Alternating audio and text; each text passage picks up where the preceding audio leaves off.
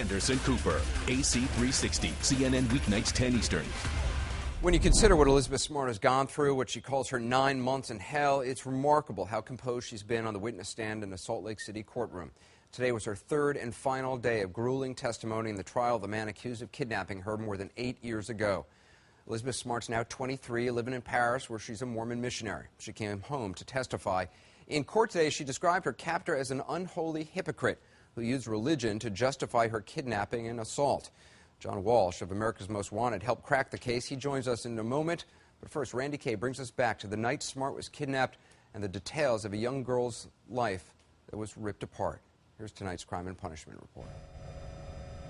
As Elizabeth Smart and her family slept, a determined kidnapper entered their home through a kitchen window by cutting the screen. Within minutes, police say, he was upstairs in the bedroom Elizabeth, then 14, shared with her younger sister. It was June 5th, 2002, around 2 a.m. In court this week, Elizabeth, now 23, testified against the man who she says snatched her. She said he told her, "I have a knife to your neck. Don't make a sound. Get out of bed or I will kill you and your family." On that awful night, Elizabeth's little sister, Mary Catherine, was just 9 at the time. She lay petrified in her bed, pretending to be asleep. At 4 a.m., Mary Catherine woke her parents and told them what happened.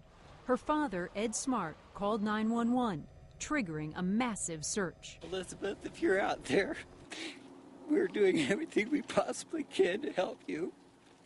We love you. We want you to come home safely to us. Turns out Elizabeth's kidnapper had forced her to hike up a long, rugged trail behind their home, where he had set up camp with his wife, Wanda Barzee. Elizabeth testified that she asked the man if he was going to, quote, rape and kill her. If so, she asked him to do it, quote, closer to the trailhead so someone could find my remains. Hundreds of flyers went up. Police offered a $250,000 reward. Elizabeth testified her kidnapper quickly made her his second wife. Her testimony, hard to hear. Elizabeth said she pleaded with her kidnapper. She told the court, "I told him that I was just a little girl and that I hadn't even started my period yet. He yelled out to his wife and asked if that was still okay, and she said it was, and then he continued." She testified her abductor raped her while her ankle was tied to a pole so she couldn't escape. She was raped, she said, at least once a day. The big break in the case came 3 months after Elizabeth disappeared in October 2002.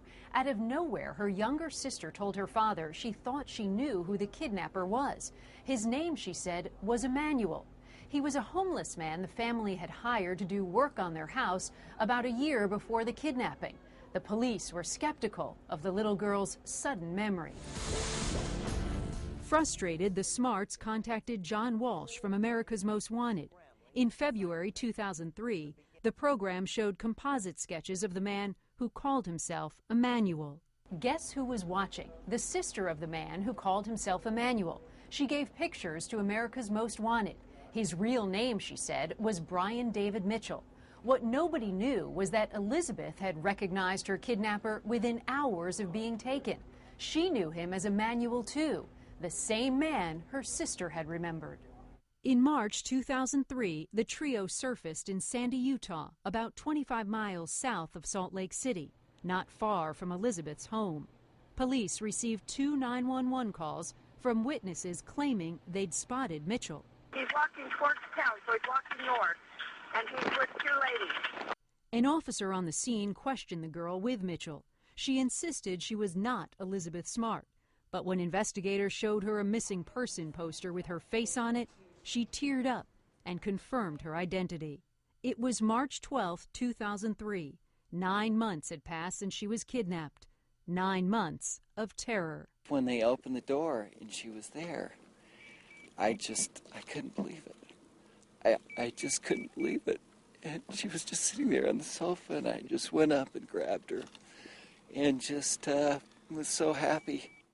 Brian David Mitchell and Wanda Barzee faced charges including aggravated kidnapping, aggravated burglary, and aggravated sexual assault. Mitchell pleaded not guilty.